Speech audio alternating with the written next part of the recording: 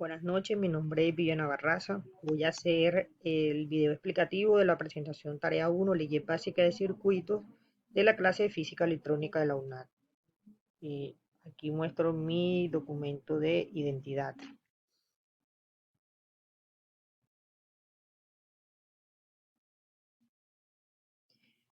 Ley de Ohm. La ley de Ohm establece que la corriente que fluye a través de un conductor es directamente proporcional al voltaje aplicado al conductor e inversamente proporcional a la resistencia. Esto se expresa en la siguiente fórmula, donde B es la diferencia potencial de voltios y la corriente eléctrica en amperios y R es la resistencia eléctrica en ohms.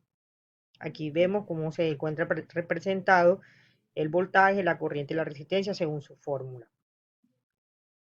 Ley de voltaje de Clifford. La ley de voltaje, también conocida ley de Clifford o de tensiones LKT, establece que cualquier camino cerrado en un circuito eléctrico, la suma algebraica de las caídas y de voltaje a través de un elemento de circuito va a ser igual siempre a la diferencia potencial total entre dos puntos de circuito. En pocas palabras, es la suma de la diferencia potencial en circuito cerrado que debe ser igual a cero. Esto se debe expresar matemáticamente de la siguiente manera, donde la suma algebraica de las diferencias de la potencia es el circuito y O representa la suma total de las diferencias en un circuito cerrado, tal cual como está representado en la imagen. La ley de corriente de Kirchhoff, o también conocida ley de Kirchhoff de corriente, establece que cualquier nodo o circuito eléctrico de la suma algebraica de las corrientes que entran y salen del nodo es igual a cero.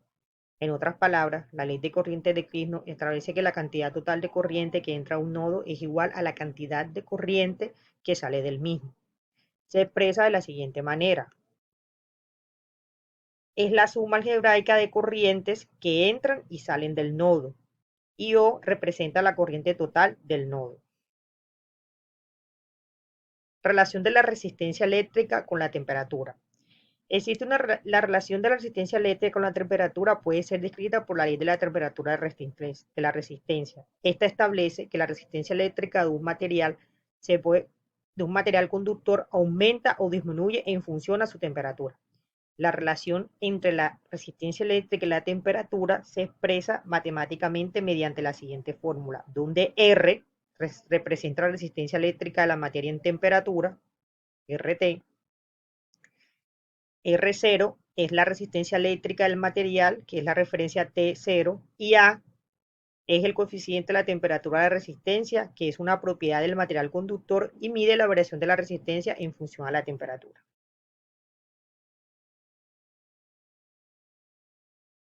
¿Por qué se usa la corriente alterna para alimentar los dispositivos caseros e industriales?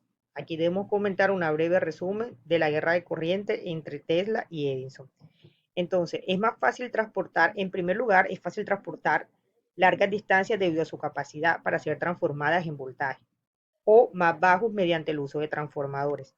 Además, la corriente alterna es más segura para los seres humanos, ya que su polaridad cambia constantemente, lo que reduce una posibilidad de electrocución. En cuanto a la guerra de corrientes, fue una competencia entre los inventores Edison y Tesla para establecer una forma dominante del suministro. Esto sucedió en la década de 1880 en Estados Unidos. Edison promovió el uso de una corriente continua, DC, mientras que Tesla, con su socio Westinghouse, promovieron una corriente alterna, AC.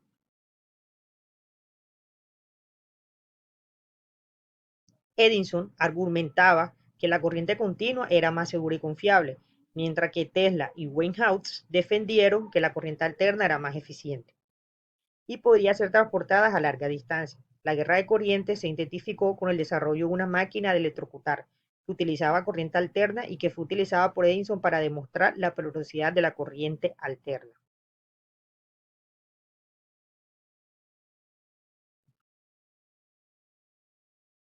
Muchas gracias, eso es todo.